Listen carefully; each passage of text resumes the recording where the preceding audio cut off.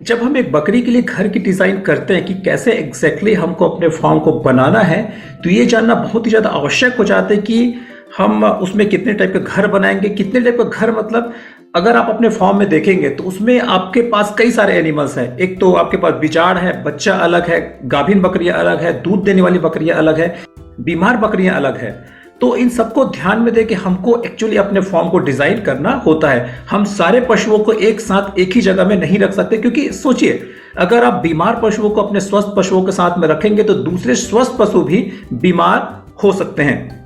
अगर आप अपने छोटे छोटे एनिमल्स को उन पूरे भीड़ के बीच में रखेंगे तो बड़े एनिमल से आपके छोटे बकरियां दब सकते हैं, उससे उसका डेथ हो सकता है। अगर आप बीजाड़ को रखेंगे सबके साथ में, तो बीजाड़ के रहने से जो आपकी छोटी छोटी बकरियां हैं, 4 महीने, 5 महीने, 6 महीने की बकरियां हैं, वो भी हीट में आ सकती है, उसको भी वो क्रॉस कर सकता है, जिसकी वजह से आपका जो फॉर्म है वो खराब हो सकता है। इसीलिए जानना बहुत ज्यादा जरूरी हो जाता है कि हमको एक्चुअली अपने फॉर्म को डिजाइन करना कैसे है। तो चलिए, सबसे पहले तो हम बात कर लेते हैं कि हमारे शेड में, हमारे घर में कौन कौन से छोटे छोटे घर होने चाहिए और कितने डायमेंशन का होना चाहिए, मीन्स उसकी लंबाई चौड़ाई ऊंचाई कितनी होनी चाहिए, उसको कैसे हमको एग्जैक्टली बनाना है।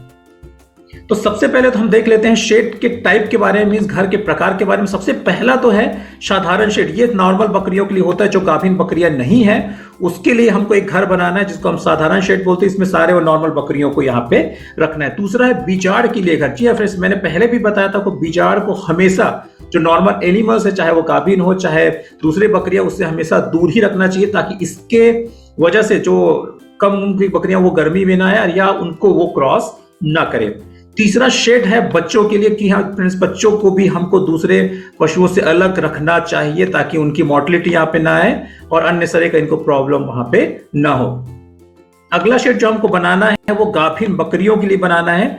इसमें 2 टाइप का हो सकता है। एक तो गाभिन बकरियों के लिए हम अलग बना सकते हैं, या अगर आप गाभिन बकरियों के लिए अलग से नहीं बनाते, वैसे तो आपको बनाना चाहिए। अगर आप नहीं बनाते तो एटलीस्ट जो आजकल में बच्चा जन्म देने वाली है उसके लिए आपको अलग सा घर बनाना ही चाहिए, और वहां उस घर में आप कम से कम उसको 1 हफ्ता पहले जरूर शिफ्ट कर देवें। अगला है बीमार पशुओं के लिए घर। फ्रेंड, ये तो आपके फार्म में होना ही चाहिए, ताकि बीमार पशुओं की वजह से जो स्वस्थ पशु है उसको बिल्कुल भी बीमारियां ना लगे और आपके फार्म में लॉस ना हो।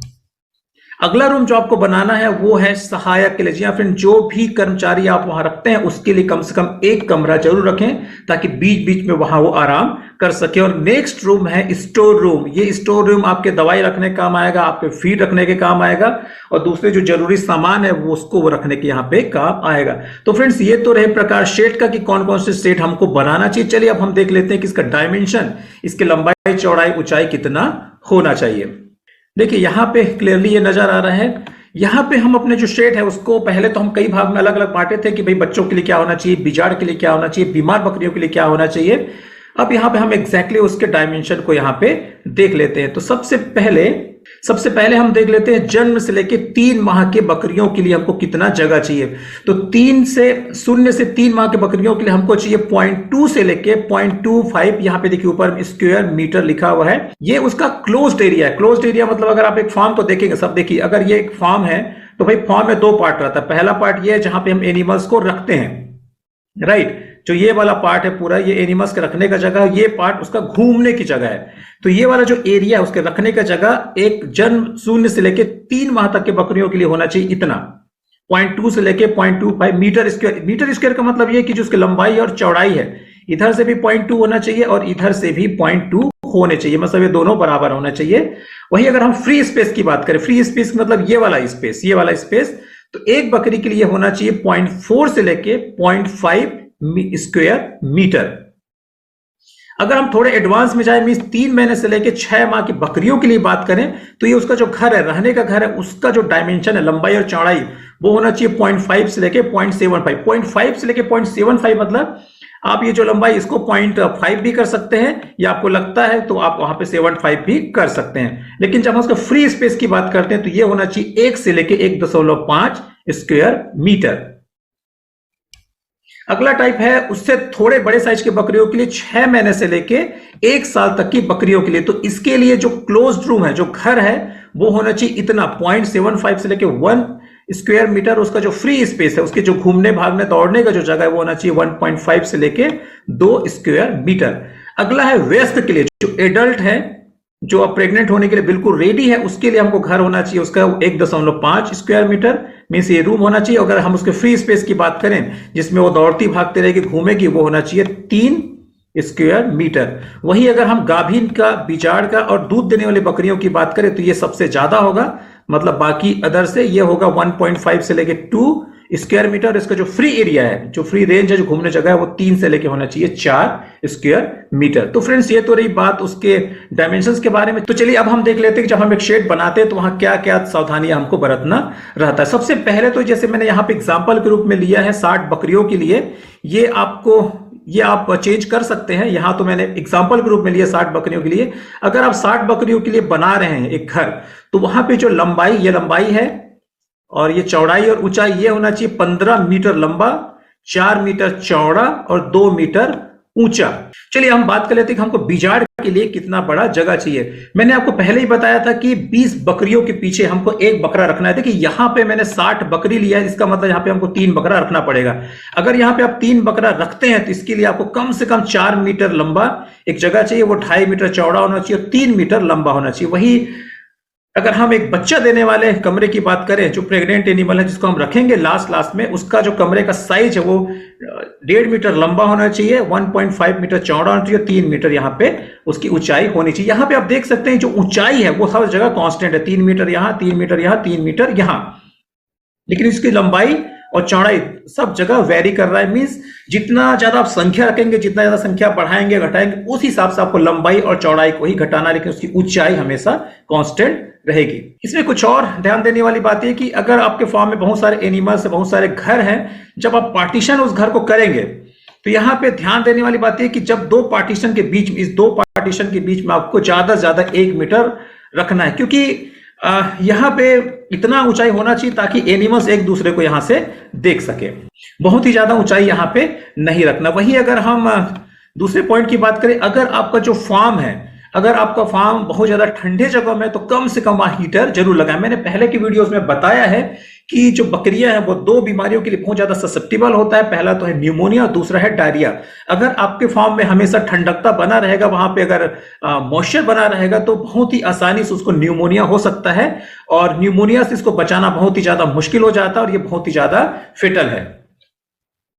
नेक्स्ट चीज जो आपको ध्यान में रखनी है, जैसे मैंने यहां बताया था कि हीटर आपको लगाना है अगर वहां पे ठंडी है। वैसे ही अगर आपके कमरे में गीला रहता, आपका कमरा अगर गीला रहता है, तो वहां बिल्कुल उसको सूखा रखे, कुछ ऐसा अरेंजमेंट रखे ताकि वहां पे पानी इकट्ठा ना हो। और इसके लिए मैंने पहले बताया था कि आपका जो घर है, आपका जो लैंड है, वो थोड़ा सा ऊपर में बनाए ताकि वहां पे पानी कुछ ना भरे। तो फ्रेंड्स ये तो रही कुछ सावधानियां। चलिए अब हम बात कर लेते हैं कि जो हम घर बनाएंगे अलग अलग जानवरों के लिए, वो उसको कैसे हमको बनाना है, कितने दूरी में बनाना है और क्या क्या वहां पे सावधानियां रखना है। देखिए यहां पे मैंने लिखा है बीमार पशु के लिए घर। जब आप बीमार पशु के लिए घर बनाते हैं तो यहां सबसे इंपॉर्टेंट चीज तो यह है कि भाई अगर आपके फार्म में कोई पशु बीमार है तो आपको दूसरों से उसको आइसोलेट तो रखना पड़ेगा, क्योंकि अगर साथ में रखेंगे तो इस बीमार पशु की वजह से आपकी दूसरी बकरियां भी बीमार हो जाएंगी। तो सबसे पहले चीज जो आपको ध्यान में रखना है और ये है कि ये जो शेड है बीमार पशु के लिए, उसको आपको दूर में बनाना है, बिल्कुल दूर बनाना है, क्योंकि जो बीमारियां है वो हवा से भी फैलता है। अगर आप सोचेंगे कि पास पास में ऐसे चिपका के बना देंगे और आपको लगेगा कि अब इसको बीमारियां नहीं फैलेंगी, तो आप गलतफहमी में, इससे भी बीमारियां फैल सकती, मींस हवा से बीमारियां फैल सकती। इसका डायमेंशन क्या होना चाहिए? 3 मीटर लंबा, कम से कम 3 मीटर लंबा, 2 मीटर चौड़ा और 3 मीटर ये ऊंचा होना चाहिए। इसमें एक चीज और ध्यान रखना है कि जब आप घर बनाएंगे तो घर को बिल्कुल एकदम बंद आपको नहीं रखना, इसमें खिड़कियां जरूर होनी चाहिए, क्योंकि अगर बीमार बकरियों को अच्छा सा फ्रेश एयर नहीं मिलेगा तो उसकी वजह से उसका तबीयत और ज्यादा खराब हो सकता है। जब आप यहाँ पे गेट बनाएंगे, अगर सपोज करो यहाँ पे आप गेट बनाते हैं एक लंबा चौड़ा, तो कोशिश करें कि नीचे इसका ठोस हो, मींस नीचे लकड़ी का हो सकता है, लेकिन ऊपर वाला पोर्शन में बिल्कुल जालीदार होना चाहिए। जालीदार रखने का पर्पस ये है ताकि वहां पे हवा का जो आवागमन है, हवा का मूवमेंट है, वो अच्छा बना रहे। अगर हम दूध पीने वाले बच्चों की बात करते हैं, नीचे में देखिए दूध पीने वाले बच्चों की बात करते हैं, यहां 2 है दूध पीने वाले बच्चे हैं एक तो, और एक दूध छोड़ दिए जो बच्चे हैं वो है, मतलब ये 2 महीने से कम के बच्चे हैं, 2 महीने से थोड़े ज्यादा के बच्चे हैं। अगर आपको दूध पीने वाले बच्चे के लिए घर का डायमेंशन देखना है तो ये कम से कम 2.5 मीटर लंबा होना चाहिए, 4 मीटर चौड़ा और 2 मीटर यहां पे उसकी ऊंचाई होनी चाहिए।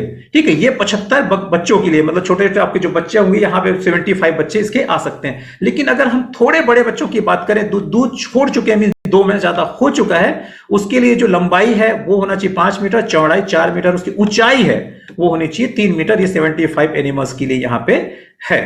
अब हमको देखना है कि भाई आखिर जो उसको सतह है उसको हमको रखना कैसे, क्योंकि हमको सतह का भी डिजाइन करना है, उसके छत का भी डिजाइन करना है, और इसका जो दीवार होता है साइड सेट का उसको भी हमको डिजाइन करना है, ताकि वो एनिमल के लिए कंफर्टेबल रहे और हमारे जेब के लिए भी वो अच्छा रहे, मीन ज्यादा खर्च वहां पे ना हो।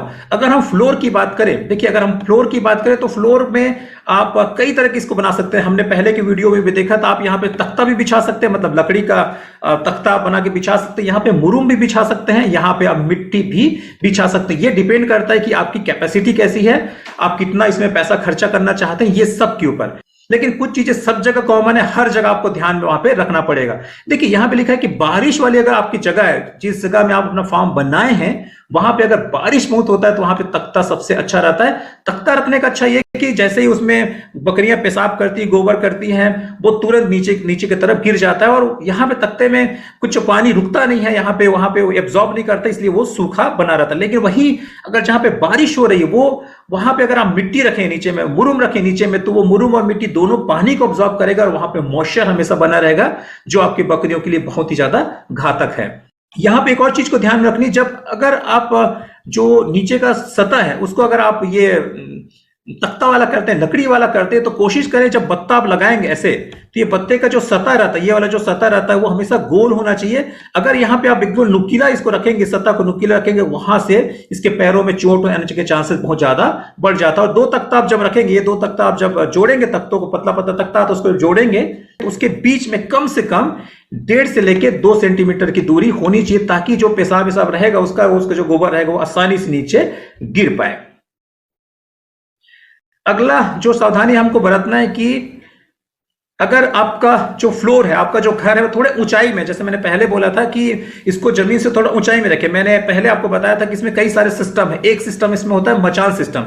अगर यहां पे आप मचान सिस्टम रखें तो वहां पे एक अच्छा सा रैंप जरूर रखें। मींस सपोज ये आपका एक घर है, यहां पे बकरियों को चढ़ना है, तो भाई बकरियों को चढ़ने के लिए कुछ तो सीढ़ी आप बनाएंगे, तो ये जो सीढ़ी है वो अच्छा रहना चाहिए, ये इतना अच्छा रहना चाहिए ताकि आसानी से वहां पे वो चढ़ सके।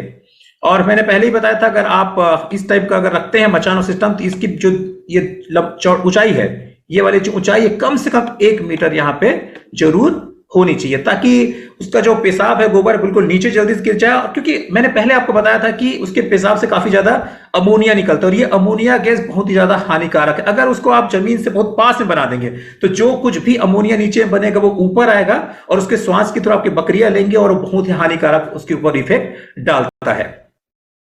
यहां पे दूसरा चीज आपको ध्यान रखना है, अगर आप फ्लोरिंग मुरुम किए हैं तो उसकी ऊंचाई 15 से 20 सेंटीमीटर होनी चाहिए। मींस इतना कम से कम मोटाई वहां पे होनी चाहिए, ताकि जो भी पेशाब अगर करते हैं बहुत ही ज्यादा आसानी से वहां पे एब्सॉर्ब हो जाए, और उसको कोई भी वहां पे मॉइस्चर ना रहे, और ये बकरियों के लिए कंफर्टेबल रहे।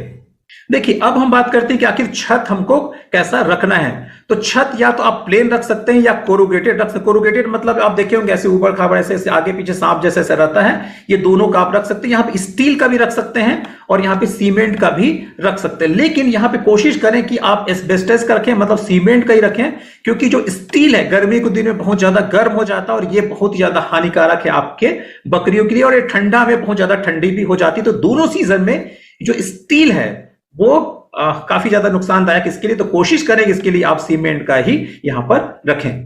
हाँ, यहां पे जहां पे बारिश एकदम कम होता है, तूफान उफान बहुत कम आता है, तो ऐसे जगहों में आप घास फूस का घर भी बना सकते हैं, क्योंकि अगर बारिश वहां पे कम है, हवा बहुत कम है, तो ये जो है उसको घास फूस को नुकसान नहीं पहुंचाएगा, उसको उड़ा के वो नहीं ले जाएगा, इससे आपके पैसे भी काफी ज्यादा बचेगा।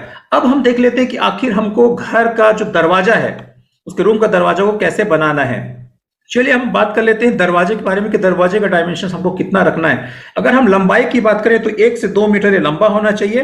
अगर हम ऊंचाई की बात करें तो कम से कम 1 मीटर, कम से कम 1 मीटर ये ऊंचा होना चाहिए। चौड़ाई की बात करें तो कम से कम 0.8 मीटर ये चौड़ा होना चाहिए। कि आदर्श ये डायमेंशन है एक दरवाजे का, इसको आप आगे पीछे अपने हिसाब से कर सकते हैं। चलिए, और कुछ चीजें जो हमको अपने फार्म में रखना ही चाहिए वो है कोटना, जिसको हम मेंजर भी बोलते हैं, मीन्स जहां पे हम अपने बकरियों को खाना खिलाते हैं। तो यहाँ पे हमको कुछ चीजें ध्यान में जरूर रखना है। तो सबसे पहली और सबसे इंपॉर्टेंट बात तो यहाँ पे ये कि आपको इन सब चीजों को सेपरेट रखना है। अगर आप हरा चारा दे रहे हैं उसके लिए अलग जगह रखना है, अगर आप दाना दे रहे हैं उसके लिए अलग होना चाहिए, पानी के लिए अलग आपका एक प्लेस होना चाहिए।